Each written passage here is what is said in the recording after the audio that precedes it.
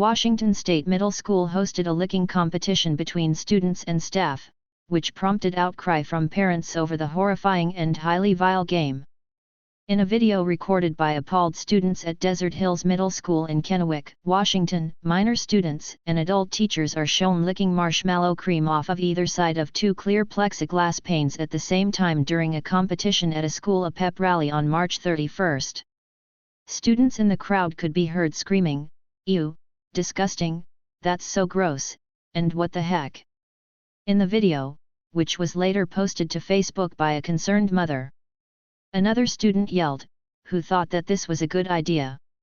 Megan S.A., the mother whose daughter sent her the video, told Fox News Digital that she originally emailed the superintendent, the school board and the Human Resources Department asking for an explanation regarding what happened to see how they would be addressing the situation. In the video, the principal is seen laughing while taking out his phone to film the scene, according to S.A. She also said she was baffled by another part of the video that showed a grown adult holding a child's head to the plexiglass while licking the other side of structure, although she said she was most alarmed by the final scene where the security guard looked like he was licking the marshmallow off of the plexiglass in a sensual way. "In my opinion, we do not send out children to school to be exposed to highly sexualized behavior by adults," she told Fox News Digital in a statement. "We send them to school to learn and for them to socialize with other people their ages. They shouldn't have to sit in a gym for a school assembly and wonder what is going on. Schools should be a safe place for children to go, and this despicable display of adult behavior was hard to watch." She said she called a couple of other moms to get their reaction and gauge if she was potentially overreacting, but she said she was met with similar reactions of parents asking how did the adults in the room allow this to happen. "At least 5 adults were in the room and they just continued to participate," she said. "This isn't the first instance where I've had a grievance with this school and I've gone to the principal about it. It was my understanding that these students were putting their names on a list to say, 'Yeah, I want to participate in a game at the assembly,' but the teachers and the administrators did not tell them what kind of game that they would be participating in," she said. When some of the children realized what the game was, S.A. said some were pulling other kids from the bleachers to take their place.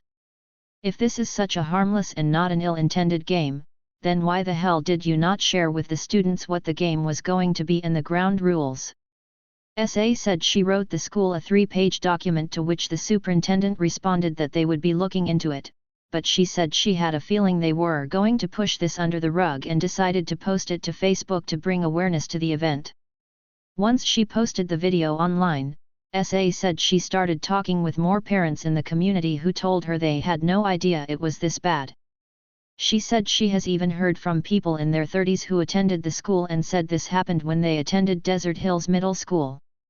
"I've had many parents call me and say, I've had to have some pretty uncomfortable conversations with my kids around, 'Hey, this isn't right and this is why,'" she said. "I know there's a lot of people spreading gossip around saying this is grooming. I'm not sure I would go that far, but we can clearly see that if it were 2 adults in this same situation, HR would be getting called around sexual harassment."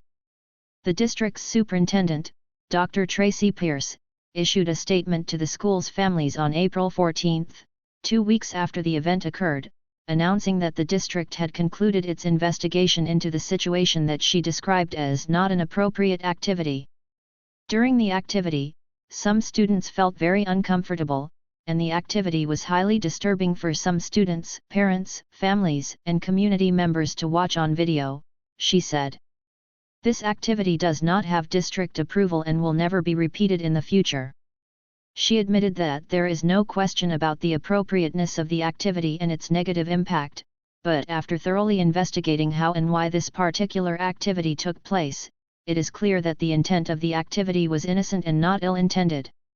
"There is zero evidence to suggest or support that this was in any way grooming activity on the part of organizers or participants," she added. That being said, the fact that the activity was planned, occurred, and not stopped, shows a lack of sound discernment and good judgment, and the activity is not aligned with district expectations. The school's principal, Casey Gant, offered a statement in the letter to parents where he apologized for the activity. On behalf of Desert Hills Middle School, I would like to apologize for the activity that took place during our recent assembly, he said. As building principal, I take ownership for the events that occur in my school, and I recognize the impact that this situation has had on our school community. I am committed to the safety of our students and staff and will ensure that all future activities meet the highest professional standards and adhere to district policy, he added. Again, I apologize that this incident occurred and for the negativity brought to the Desert Hills community. SA called the principal's apologetic statement a slap in the face because they essentially weren't protecting our kids, but now, because on social media, they apologized with their tail between their legs. My concern was, and which I think happened, is you're losing all credibility in an investigation if you're allowing the parties who participated to corroborate over a couple of days' time or hours' time to get their stories straight, she said. The fact that there was no suspension or no termination or anything like that taking place, I just felt like they lost all credibility on their investigation.